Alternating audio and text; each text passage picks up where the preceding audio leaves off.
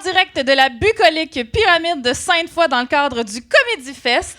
Bienvenue à Farouche! On est des femmes libérées, des féministes frustrées, des misanthropes brisées, des mal baisées. On aime pas s'épiler, on est entêtés. Un peu sauvage chez bar, on fait ce qu'on veut, notre corps, on est farouche!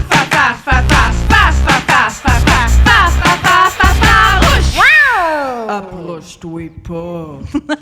Merci, je vois des gens qui sont fans de mon chat.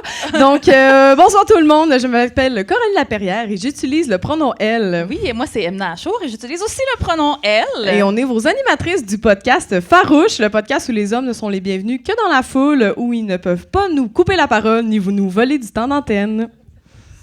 Le ton est donné. OK. On est très heureuse d'être avec vous pour le 12e épisode et d'accueillir notre super invité. L'animatrice, autrice, chroniqueuse, rédactrice, productrice au contenu, recherchiste et journaliste au soleil, Pascale Lévesque, tout le monde, on l'accueille comme il se doit. Merci.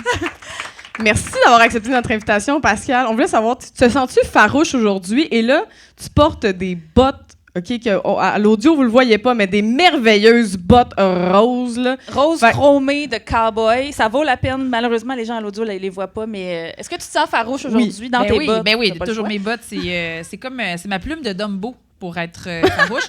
Une très belle référence encore à mon âge, le film Dumbo. Non, mais vous le saviez, Dumbo, il pensait qu'il volait parce qu'il tenait très serré une plume, parce que son ami lui avait fait croire que c'est à cause de ça qu'il était capable de voler. Et finalement, non, ça n'avait pas rapport. C'était ses grosses oreilles. Fait que moi, je me fais croire que je suis farouche à cause de mes bottes, mais finalement... C'est tes oreilles. Oui. C'est ça. Super. Ben, Pascal, toi et moi, on a déjà eu le plaisir de travailler ensemble. Là, on a été chroniqueuse à l'émission de radio matinale de Pénélope pendant quelques temps ensemble. Pascal, c'est aussi la première journaliste à avoir écrit un article sur moi, entier. Et sur moi et mes projets, vrai? oui, dans Le Devoir. Ouais. À l'époque, oui, on a Le Devoir, on fait les choses bien. Pour parler de mon show québécoise, donc c'est là qu'on sait qu'elle a du goût, Pascal.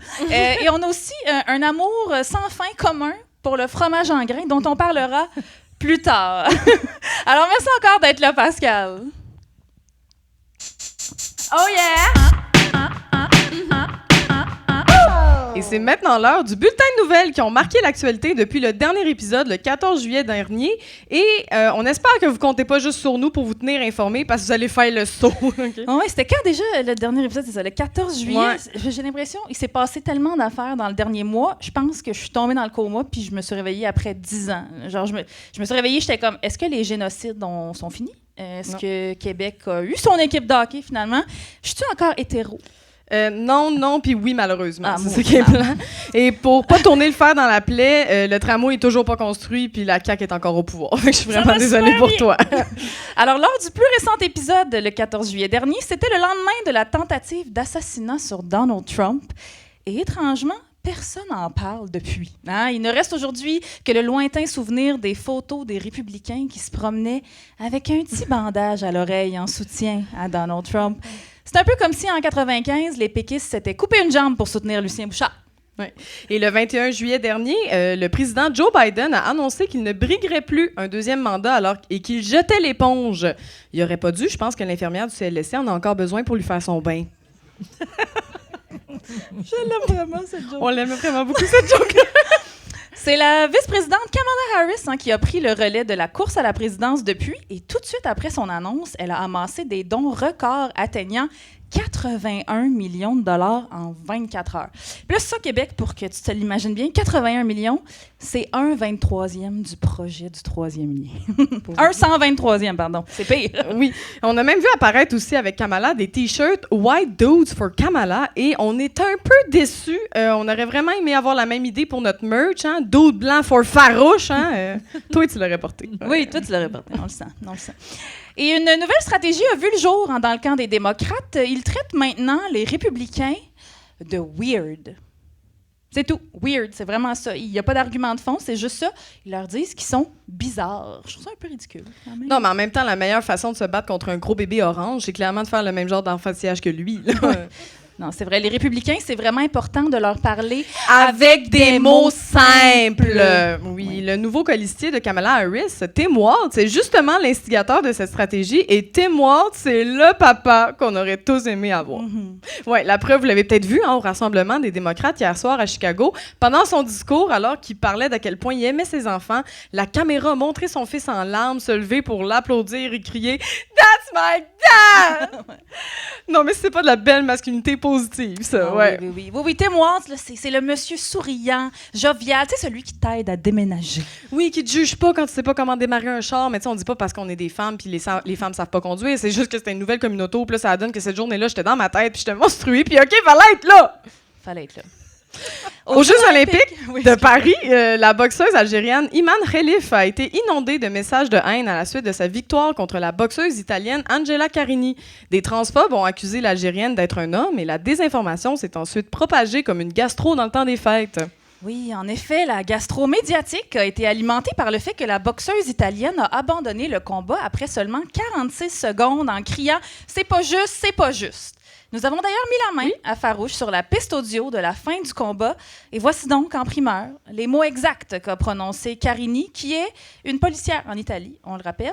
« C'est pas juste, c'est pas juste. D'habitude, quand je frappe des Arabes, ils n'ont pas le droit de répliquer. » C'est très vrai, oui, oui. Oui, à noter qu'Iman Khelif est bel et bien une femme cisgenre, c'est juste qu'elle n'est pas blanche et qu'elle a des épaules. Tu sais, c'est comme ce qu'on attend d'une boxeuse. Là. Pendant ce temps, le nageur américain Michael Phelps a les pieds palmés puis personne ne l'a accusé d'être un dauphin. Non, personne. On rappelle également qu'à la base, c'est pas tant le genre de l'Algérie d'être le pays le plus woke de la gang en envoyant une femme trans aux Jeux olympiques. Anyway, ils peuvent pas être si woke que ça là-bas. J'ai vérifié, ils ont même pas de Rachel Berry. Ouais. Et c'est malheureusement du déjà vu dans le monde sportif. Par le passé, on avait accusé aussi Serena Williams d'être un homme parce qu'elle avait les bras musclés. Ah, mais oui. Au tennis, hein? Quelle surprise! Là, faites pas le saut, mais il paraît que les nageurs synchronisés ont bien du souffle. Ouais. Il semble donc que pour certaines associations de dudes qui demandent toujours à leur blonde où se trouve le balai après que leur blonde leur ait demandé de passer le balai, que pour ne pas remettre en question la féminité des femmes, il faudrait qu'elles soient push, puis qu'elles frappent comme des filles. Oui, encore une fois, on reproche aux femmes athlètes d'être des athlètes et de se surpasser. Reproche que personne n'a fait à Ray Gunn, cependant, la désormais célèbre breakdanceuse australienne. Oui. Ça, personne ne lui a dit qu'elle était trop Non, bonne. on se non. rappelle du move de kangourou. Par voie de communiqué, les communautés racisées à travers le monde ont d'ailleurs déclaré à ce sujet « C'est ça que ça donne quand vous passez votre temps à coloniser au lieu d'apprendre à danser. » Céline Dion, maintenant, c'est la nouvelle Céline Dion. La chanteuse québécoise a ému le monde entier lors de la cérémonie d'ouverture des Jeux de Paris en interprétant l'hymne à l'amour d'Édith Piaf, une toune qu'on a maintenant dans la tête pour les 8 prochaines années. Oui, le ciel bleu sur nous peut s'effondrer. Et là, bon, OK, une autre nouvelle par rapport à Céline maintenant. Oui, on a 2 nouvelles sur Céline, on s'en fout, c'est notre podcast, on fait ce qu'on veut. Anyway, de quoi voulez-vous qu'on parle d'autre? De la course à la chefferie du Parti libéral?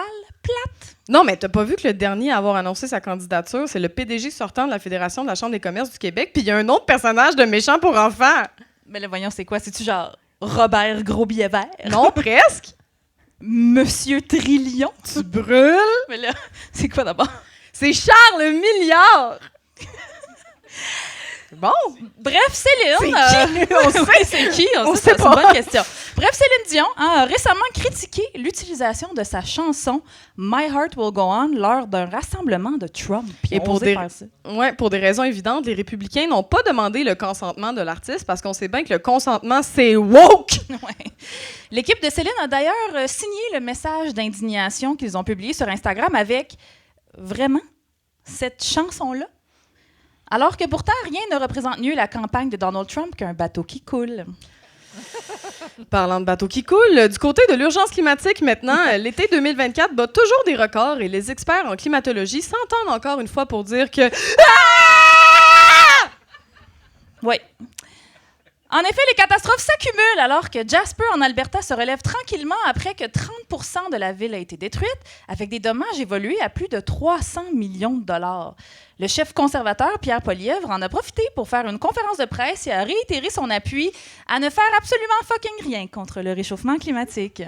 Et au Québec, on peine toujours à se relever du reste de la tempête débit. François Legault s'est engagé à élargir l'aide aux sinistrés et à rembourser les tables de ping-pong inutilisées dans les sous-sols de banlieue. Oui, très important.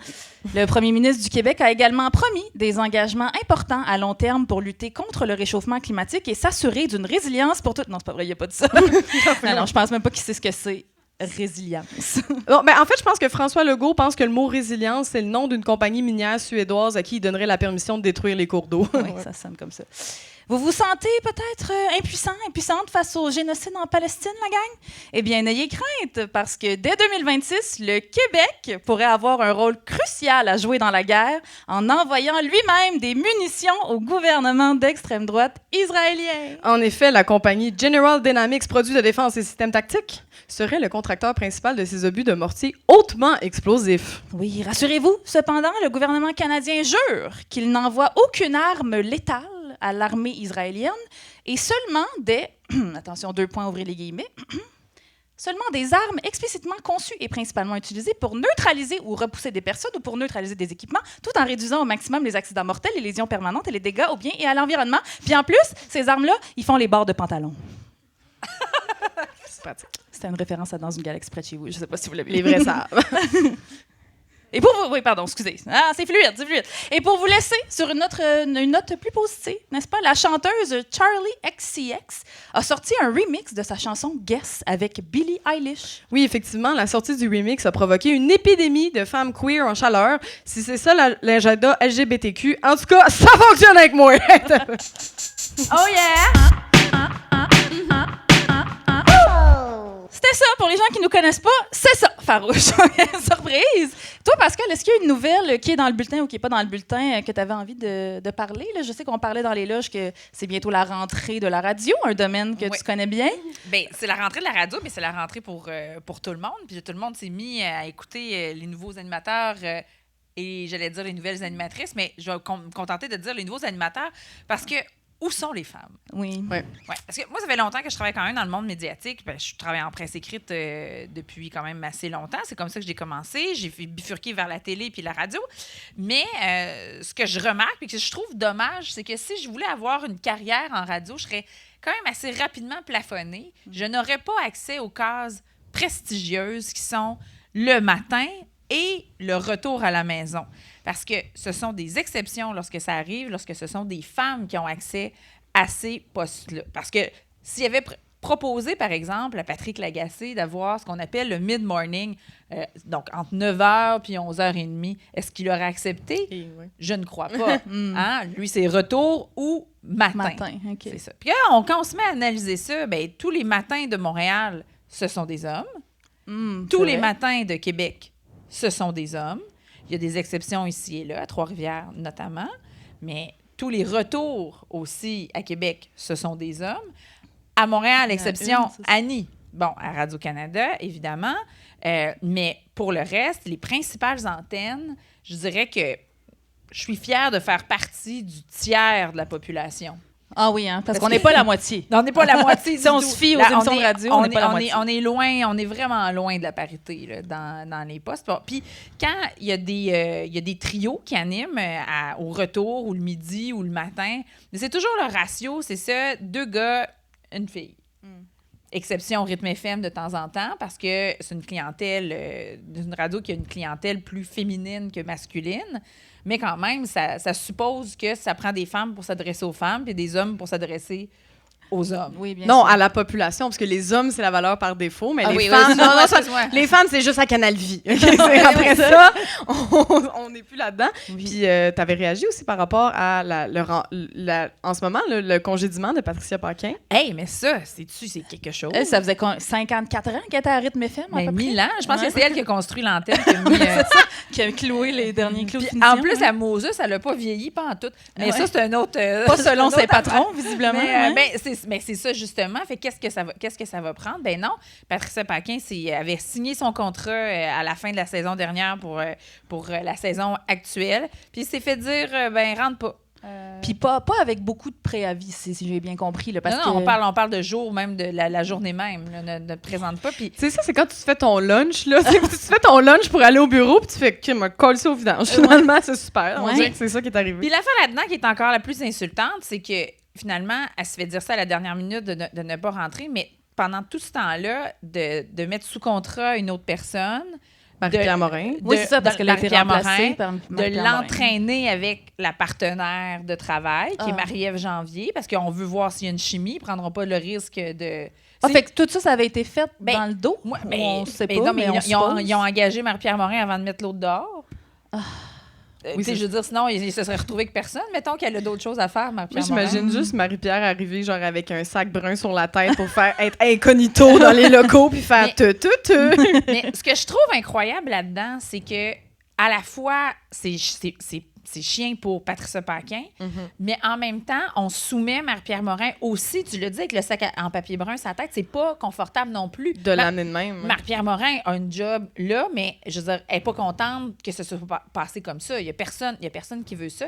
Puis c'est souvent ça qui arrive dans les médias, que ce soit pour les hommes ou pour les femmes, mais ce que je remarque, c'est qu'on est interchangeable bien plus qu'autre chose. Puis on est toujours mis dans cette espèce de compétition-là. Oui. C'est parce qu'il y a une chaise de C'est disponible, ça. puis les femmes, ben, c'est la chaise musicale. On se, Ça, on il se peut pas en l'arrache. avoir deux. Il peut pas en avoir deux. Non, c'est ça. Fait qu'on met Patricia Paquin dans une situation super inconfortable, puis on met Marie-Pierre Morin dans une situation hyper inconfortable, et la co-animatrice Marie-Ève Janvier, même chose. Ouais. Fait que tout le monde est inconfortable, sauf le boss qui est... Je sais pas. En plus, les boss... Ben, et puis là, la bosse, là, et puis la boss aussi. Bon, c'est réglé. C'est le même qui règle les problèmes. Ça va bien, non, ça va bien. On La enlève bosse de tout le monde. Cogeco est partie. C'est une ancienne belle qui prend la place. Ouais. Fait que... Mais le féminisme, c'est plus important. C'est plus nécessaire. Tout va bien. Mais non, on sert à rien, nous autres. Ouais, puis tu sais, en tout cas, on parlait de sexisme, mais c'est tout interrelié, mais c'est de l'âgisme aussi un peu. Là. Marie-Pierre est beaucoup plus, même si ça paraît pas, puis Patricia Paquin a un teint très, tu sais, il y a l'âge aussi, là. Mais moi, j'ai ma théorie là-dessus. OK. On dit âgisme, là, puis je suis pas sûre que ce soit vraiment ça. OK. Je pense que c'est quand on prend de l'âge, puis quand on vieillit, ben on prend de l'expérience. Puis on est plus intelligent de cette expérience-là. Tu vas me dire, ça paraît pas sur tout le monde, là.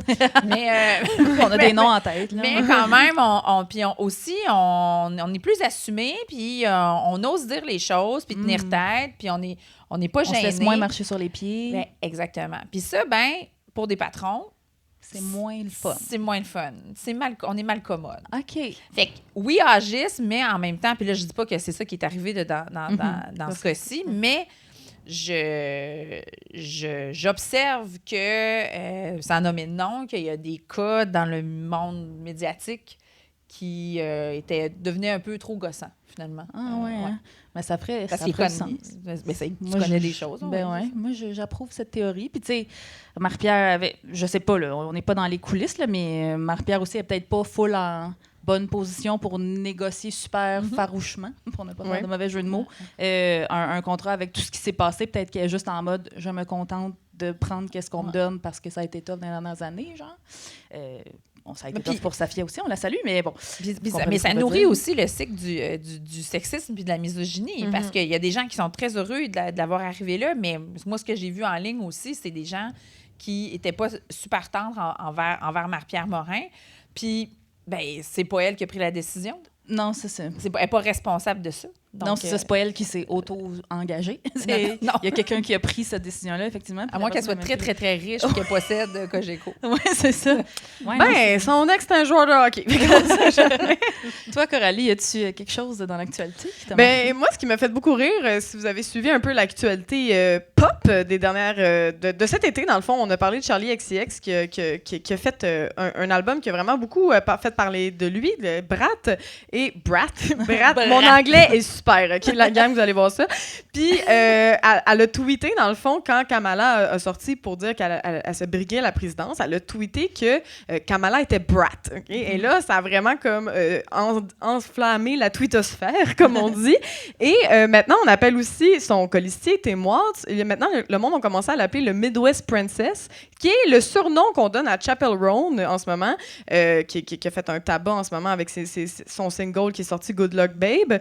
Fait que là, maintenant, c'est drôle parce qu'aux nouvelles, maintenant, il explique, il y a des animateurs qui expliquent aux gens plus vieux ça veut dire quoi brat, puis c'est qui Charlie XCX, puis pourquoi Kamala est brat, puis pourquoi Tim Walz c'est un Midwest Princess, puis pourquoi c'est nice, parce qu'ils s'en vont vraiment chercher le vote des jeunes. Fait qu'il y a quelque chose de très drôle en ce moment où Internet est en train d'avoir une espèce de narratif complètement différent de on l'aime Kamala, il y a comme une espèce d'effervescence dans l'air de comme première femme présidente, première femme non, comme on est vraiment excité de ça, et aussi on est excité de Tim Walz parce que c'est vraiment un beau papa.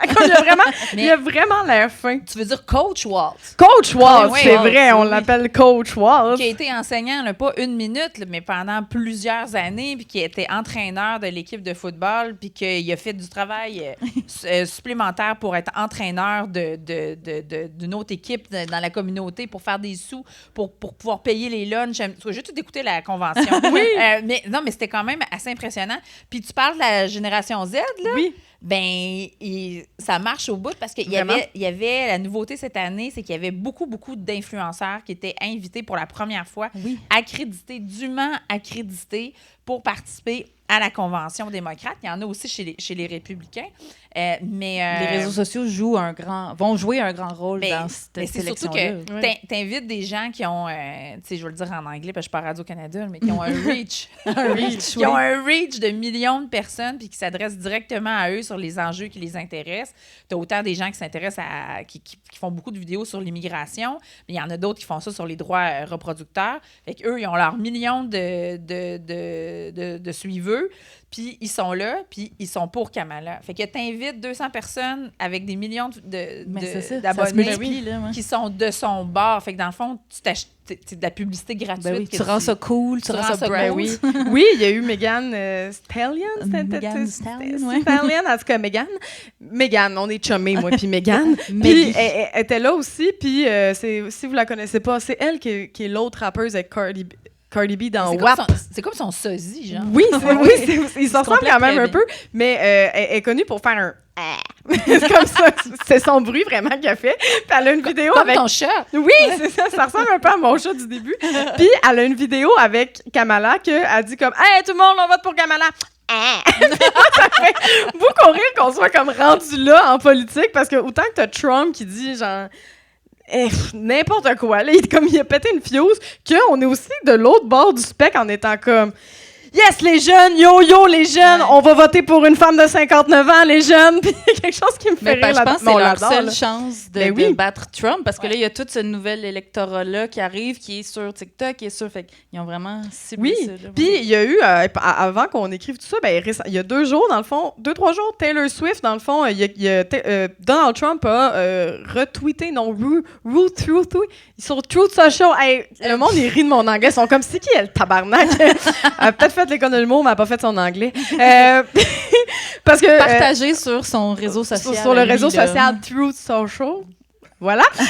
Il a partagé, dans le fond, un post où il y a quelqu'un qui a fait en AI Taylor Swift qui disait « Taylor Swift veut que tu votes pour Donald Trump ». Et là, il a utilise son image sans son consentement, encore une fois. Avec l'intelligence artificielle, c'était quand même bien fait. Là. Oui, c'est ça. Fait que c'est fou que d'un côté, t'as comme justement les influenceurs puis des vedettes qui appuient Kamala, puis là, la gang de Donald Trump capote tellement qu'il va falloir qu'il fasse Taylor Swift en AI pour essayer que les Swifties votent pour lui. On est dans un beau moment, je trouve, culture pop et culture politique en même temps. Je veux dire, je sais pas. Moi, j'ai jamais vécu ça. Je pense, I guess que j'étais pas née, mais en 95, quand les colocs, peut-être que ça faisait ce genre d'affaires-là. Mais là, c'est la première fois que je vois la politique puis la culture populaire être genre se parler de même. Dédé Fortin était un TikTok dont on l'avait à notre pays. Non, mais Dédé Fortin, il a fait la sortie d'Atrostomique la journée du référendum. C'est vrai. Fait que c'était la façon de l'époque. Oui, puis il pleurait, puis il était triste, puis tout ça, parce qu'il pensait qu'on allait avoir un pays. Oui. Mais, non, mais moi, je l'ai vu la soirée, mais la culture pop a toujours été interreliée avec la politique. La preuve, ils ont élu les Américains Ronald Reagan, qui est Ouais. un, Oui, qui est c'est un vrai. comédien. Mais ça a toujours fait partie. Puis comment ils ont aussi organisé l'image de Kennedy, c'est la même chose. Mais ça fait un bout. Mais il y a toujours Ouais. eu. C'est parce qu'à chaque époque, il y a sa culture pop, puis Ouais. c'est les médiums pour C'est ça. véhiculer cette culture pop-là. Fait que ça se faisait d'une manière avant. Tu sais, je veux dire, mettons, là, on se remet dans les années. Mettons, on est en 1980, là, mettons. J'étais née, j'avais 1 an. Il y a eu un référendum, Ouais. puis, tu sais, les artistes étaient C'est super impliqués, ce qu'on trouve, ce que les péquistes trouvent maintenant très difficile parce qu'il n'y en a pas un Moses qui veut embarquer Oui. dans le. Ils sont fâchés contre Émile Bilodeau. Là. Ben, oui. oui, non, mais je veux dire, c'est ça. Puis quand Québec solidaire est arrivé, c'était comme une voix. Ah, mon Dieu, les artistes se sont donné la permission d'embarquer dans le politique. Mais c'est parce qu'il y avait beaucoup de valeurs qui étaient véhiculées, qui étaient même des combats qui étaient menés en parallèle par les artistes qui étaient ceux aussi de Québec solidaire. Mais la culture pop évolue, puis en même temps que la politique évolue, puis ils se suivent tout le temps. Tu as besoin d'être endossé. D'ailleurs, c'est Oprah qui a fait élire Obama. God bless. God bless. Et merci, mesdames, pour ce merveilleux tour de table de l'actualité. Oh yeah! On est toujours à Farouche. Oui, le podcast où on charge sur la CAQ, le patriarcat, puis la CAQ. Coralie t'a dit 2 fois la CAQ. Ouais, c'est parce qu'on en parle vraiment beaucoup. C'est vrai. C'est maintenant le moment du podcast où on pose des questions plus spécifiques à Pascal pour apprendre à mieux la connaître et à savoir comment se manifeste son féminisme au quotidien. Ah ouais? Oui, c'est là que ça se passe. C'est là ça se passe. Ça paraît pas, mais c'était là. Puis, donc, Pascal, tu as amorcé ta carrière en presse écrite. Tu as ensuite fait de la chronique à la télé, à la radio. Tu es retourné récemment à tes anciennes amours, hein, le journalisme, à la Ville de Québec. Comment tu exprimes ton féminisme dans ta vie professionnelle? Ben, je suis toujours fâchée. C'est un bon... Oui, c'est très bon. Ça part bien. Non, mais en fait, d'exprimer son féminisme dans la vie professionnelle de journaliste, là, je suis reporter, je suis pas chroniqueuse, Ouais. je prends pas parti quand je fais mes reportages au Soleil, mais une bonne manière de le faire, c'est toujours de penser à être paritaire dans les intervenants que je vais chercher. La réalité, c'est que si la personne ne répond pas au téléphone, mais j'ai un deadline, ben Je vais prendre la personne je vais qui va prendre la répondre. personne qui est là, mais c'est d'avoir ce souci-là dans la pratique aussi du métier. Puis c'est toujours d'avoir aussi en tête l'angle féministe dans la couverture d'un sujet parce qu'on y pense pas. C'est comme un angle mort autrement, mais tu sais, il y a un reportage qui va probablement sortir demain ou en fin de semaine là, sur une compagnie de... Là, de toute façon, c'est pas grave, ça va être passé. Fait que ça va être dans le Soleil, chercher mon nom, puis la compagnie Inodal. Bon, mais tu sais, je veux dire, j'ai posé la question, comment ça se répartit? Ben 75% de femmes dans l'entreprise. C'est quand même... C'est pas tout le monde qui aurait nécessairement posé ces questions. Non, mais c'est important de le faire parce que, tu sais, mais supposons qu'on traite de sujets scientifiques, là, tu sais, que Ouais. des gens qui œuvrent dans le génie ou dans la science ou la microbiologie, ou etc. Ben, tu sais, de poser la question, puis que ce soit écrit dans le journal, puis que ça amène la personne à s'exprimer. Hey, c'est le fun cette année, on a eu plus de stagiaires femmes, c'est bon signe. On fait des contrats avec pas des contrats, mais on fait des ententes avec l'université. On essaie d'aller chercher le plus possible de talents féminins pour équilibrer nos équipes.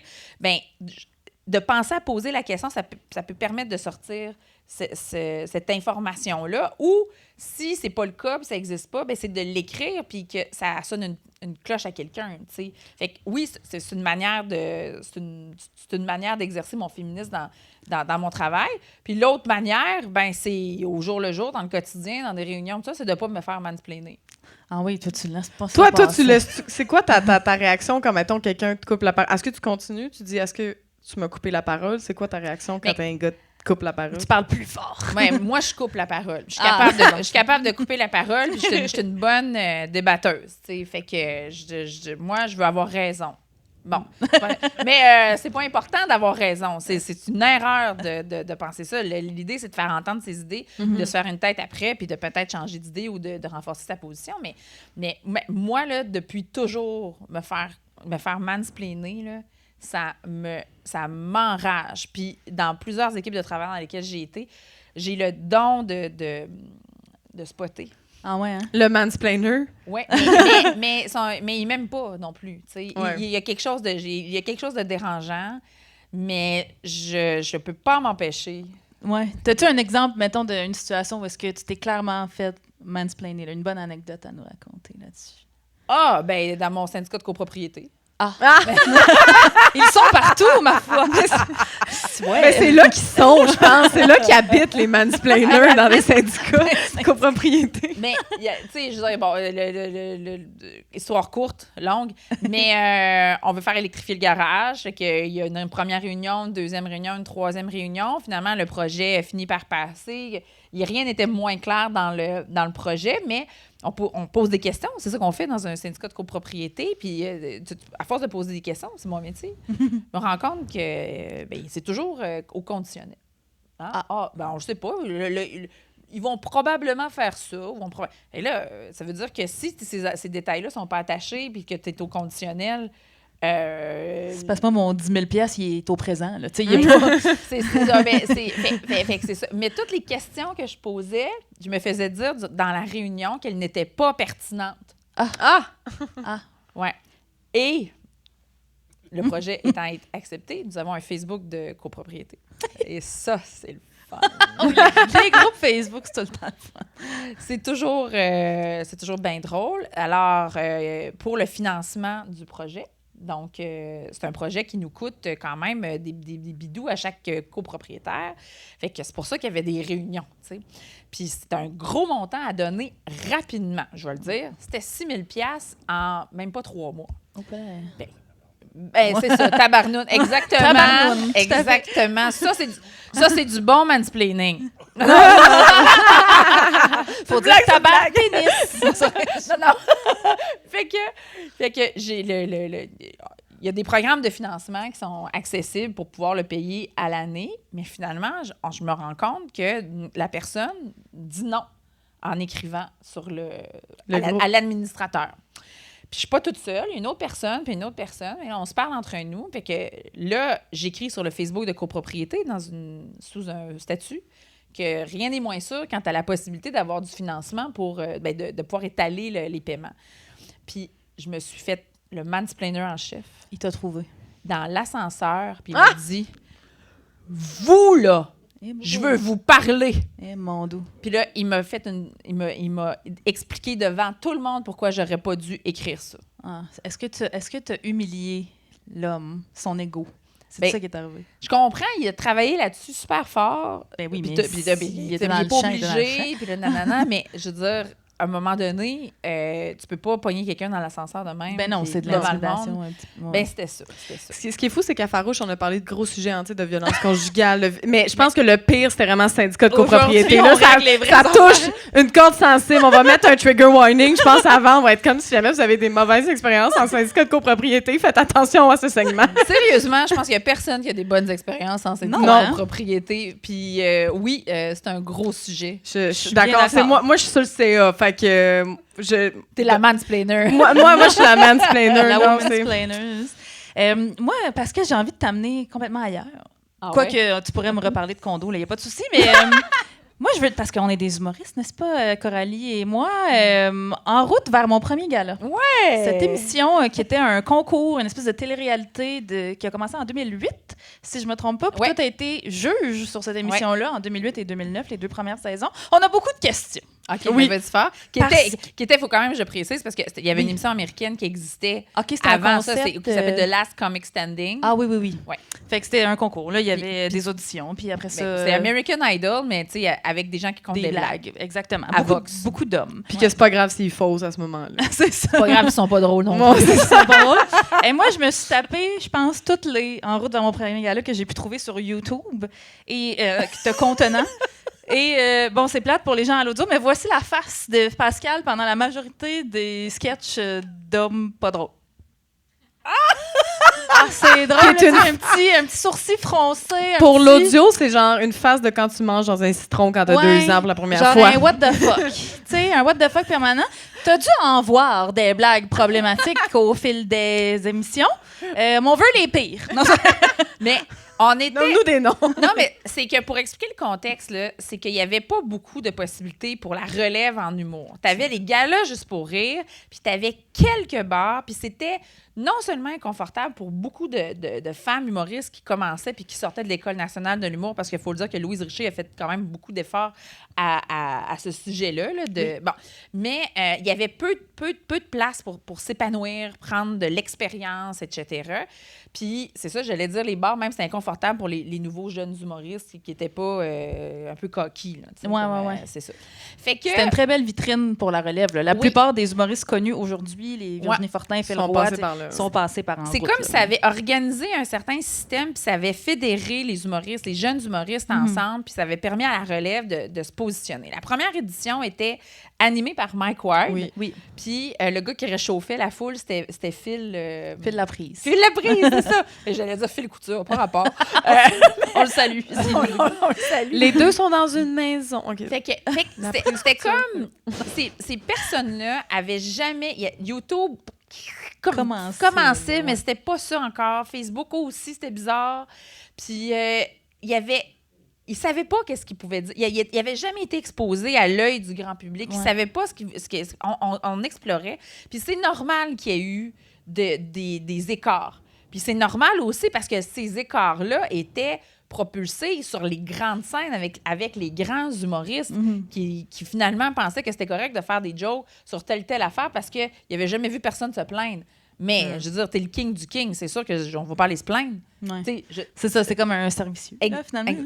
Exactement. Mais oui, j'ai entendu des affaires épouvantables. Puis ma théorie sur les affaires épouvantables en humour... on veut savoir. On part. OK, on part. Tu sais, on n'en est pas sorti. Parce que là, maintenant, la phrase qu'on entend le plus souvent, c'est « on peut plus rien dire oui. ». Je me suis fait tatouer sur le chien. Mais moi, là, ce que j'entends, là, puis là, ça revient à ma théorie. Ce que j'entends quand quelqu'un dit « mais là, on peut plus rien dire », c'est « mais là, on peut plus rien dire sans se forcer ». Ouais, c'est ça. C'est un peu ça. C'est ça, parce que c'était paresseux. Puis je pense que la paresse a beaucoup plus à voir avec le problème de sexisme, de racisme et de jokes faciles en humour que les personnes qui sont profondément racistes ou misogynes ou problématiques, justement. C'est vrai que c'est un bon facteur. Tu sais, comme la paresse intellectuelle, la paresse de ne pas vouloir faire des recherches avant d'écrire une blague, de pas... Ou une chronique. La paresse de ne pas penser à comment une personne de ce groupe qui est peut-être déjà marginalisée là va répondre ou va ressentir. Ben, il y a aussi tout on peut plus rien dire sans se faire critiquer un peu. Là.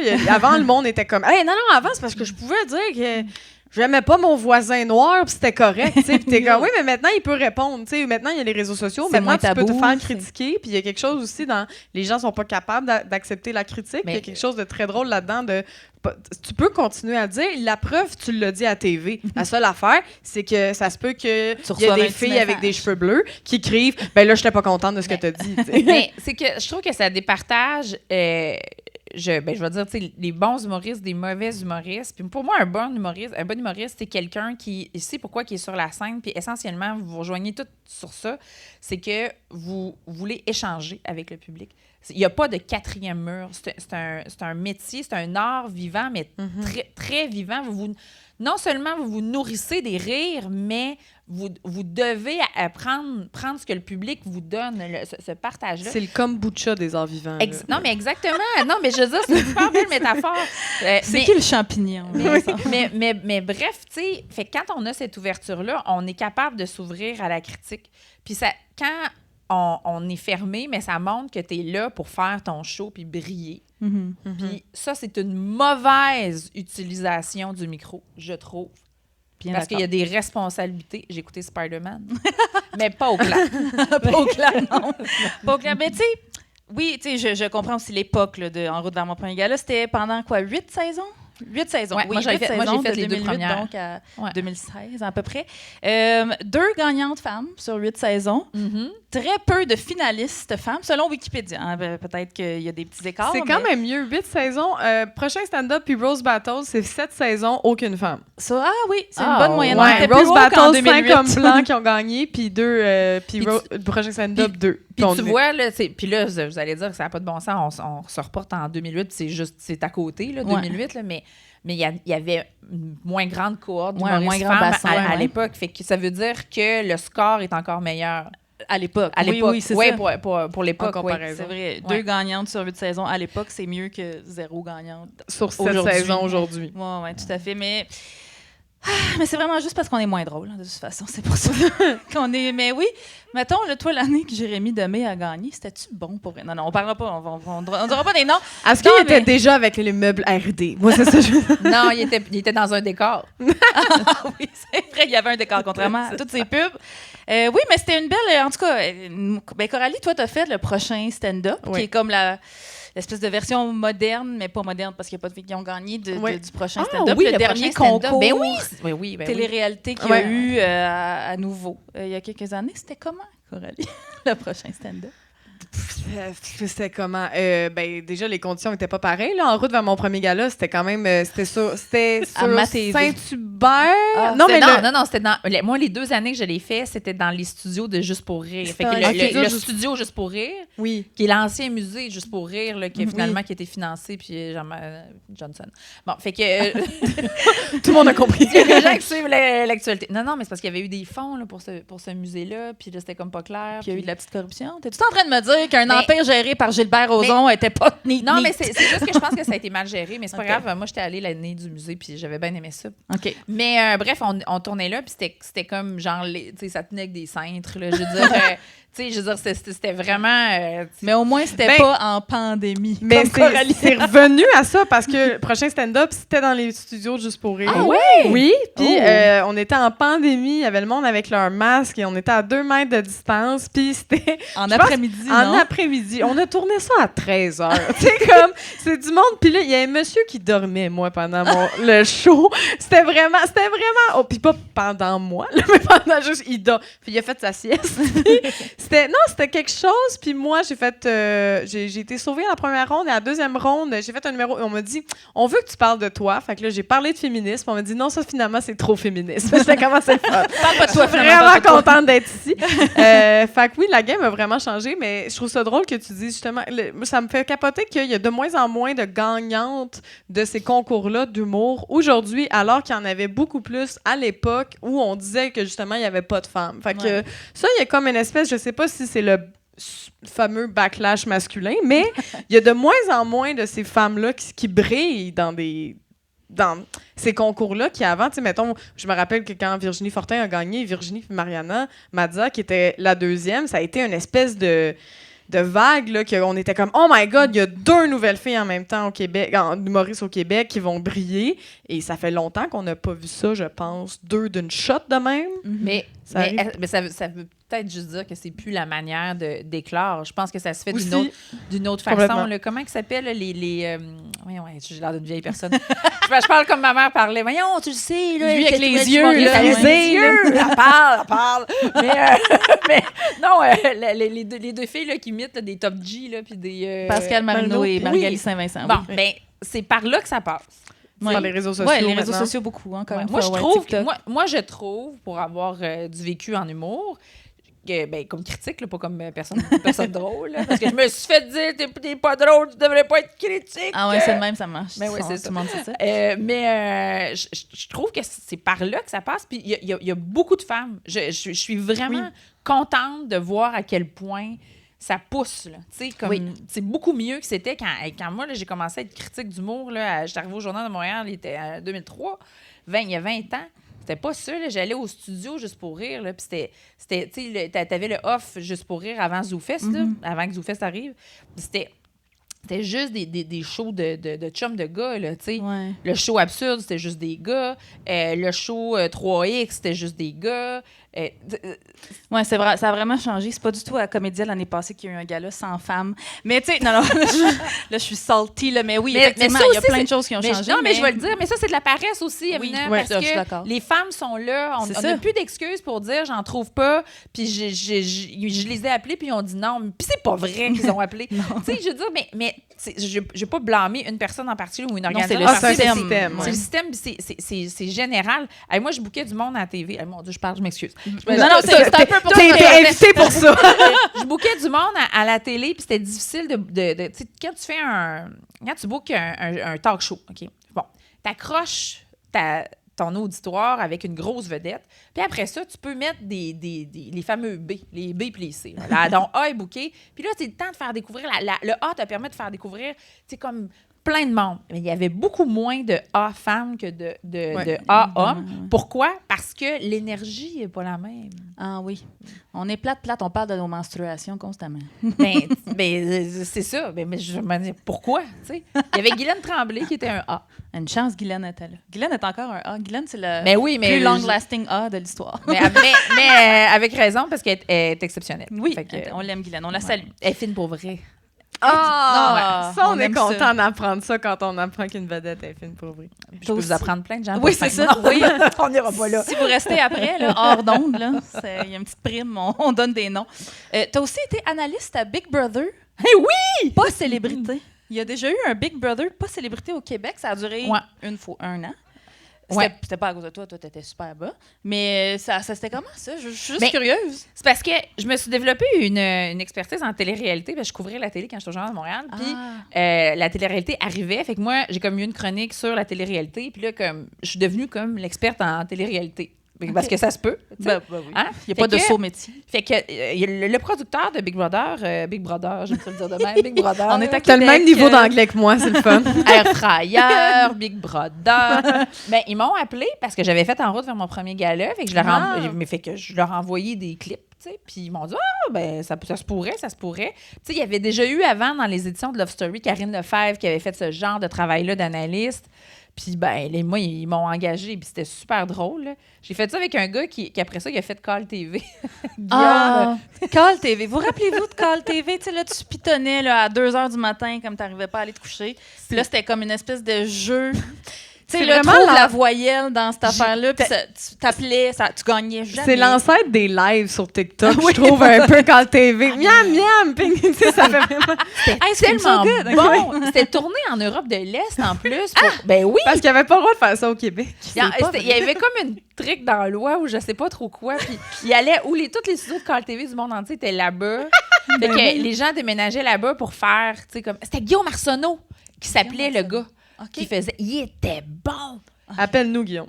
Oui, appelle-nous, Guillaume. De toute façon, on va aller tourner en Roumanie des émissions louches. On prendrait des extra money. Peut-être une dernière question pour Pascal, Coralie? T'en as-tu une? Mettons, parmi celles qu'on a. Pige au hasard. Je sais pas. Est-ce que t'as dû argumenter avec beaucoup de femmes non féministes dans ta carrière? Parce qu'on a l'habitude d'argumenter avec des hommes.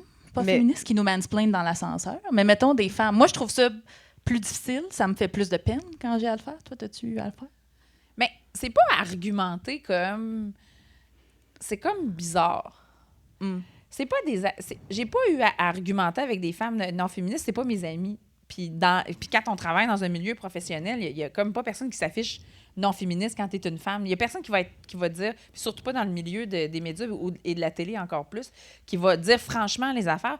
Ce qui, moi, me surpris dans un milieu où les patrons ce sont surtout des patronnes, c'est comment on peut pas dire les choses franchement, qu'il faut faire croire que c'est l'idée de la personne, qu'il faut...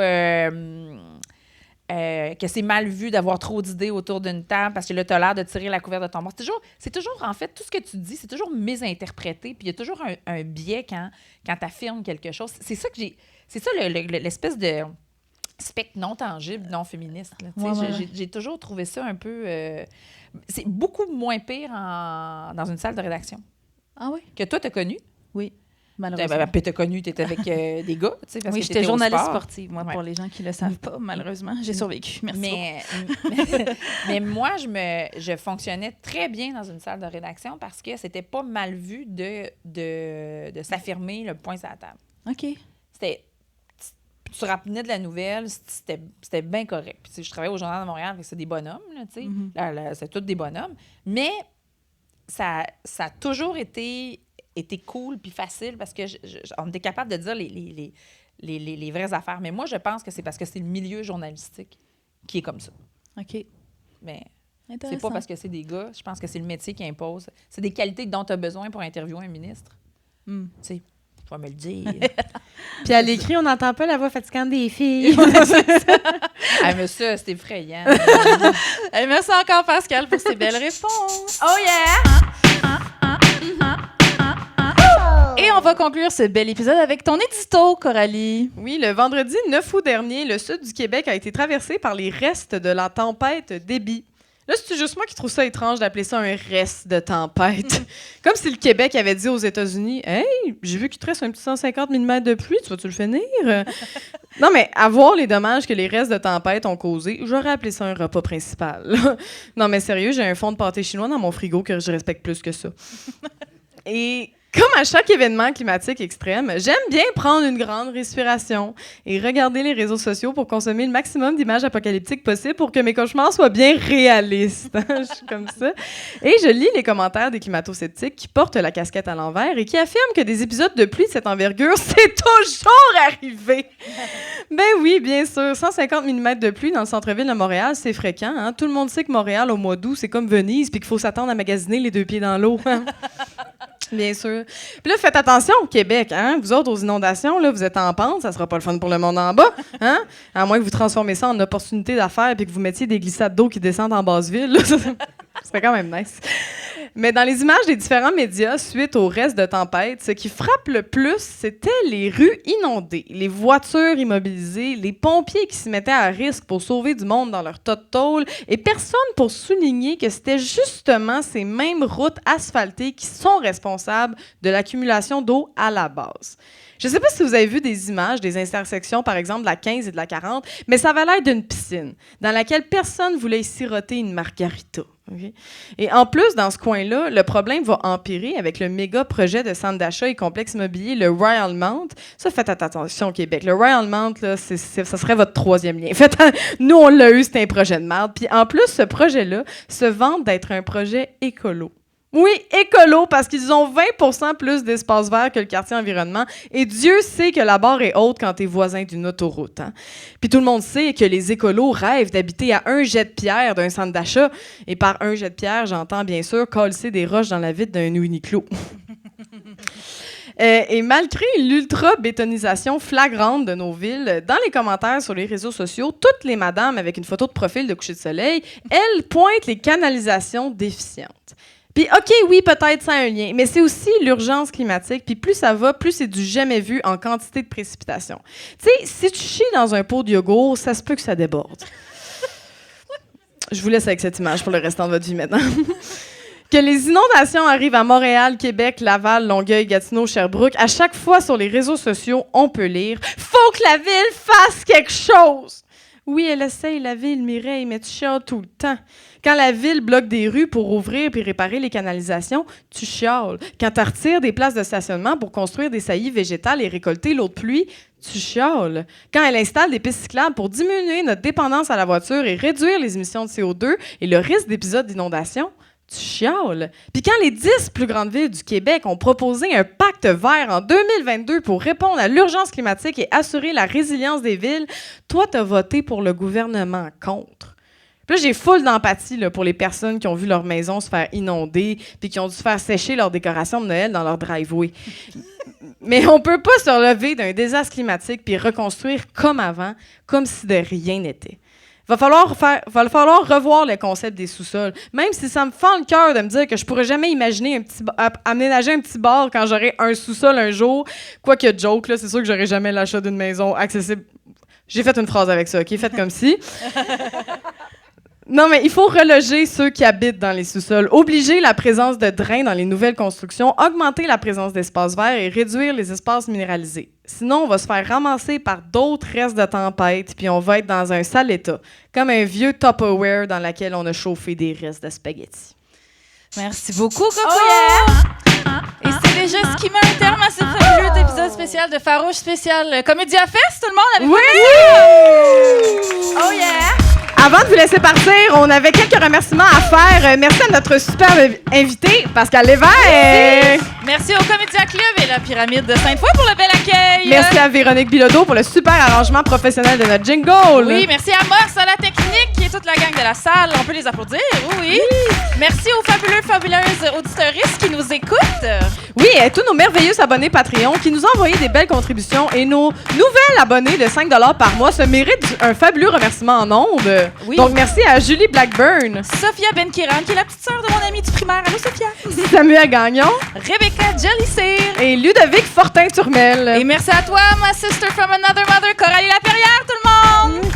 Merci à toi, M. Night Show. Merci à vous, cher public, de vous être déplacés ce soir. On vous rappelle que à tous nos fans d'aller écouter les autres épisodes sur les plateformes de balado, sur YouTube. Vous allez trouver ça. Oui, puis on fait une petite pause de podcast en septembre parce qu'on vous prépare un super funky coup, le lancement en octobre pour la nouvelle saison. Ce sera à Montréal, malheureusement pour nos nouveaux fans de Québec.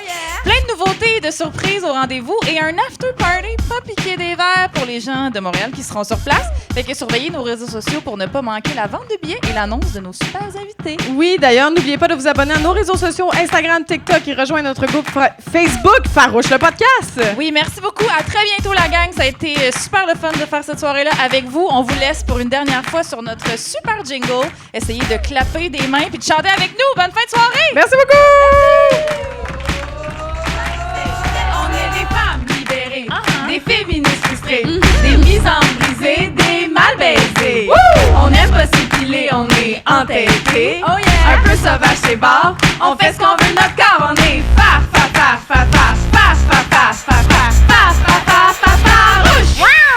Approche-toi.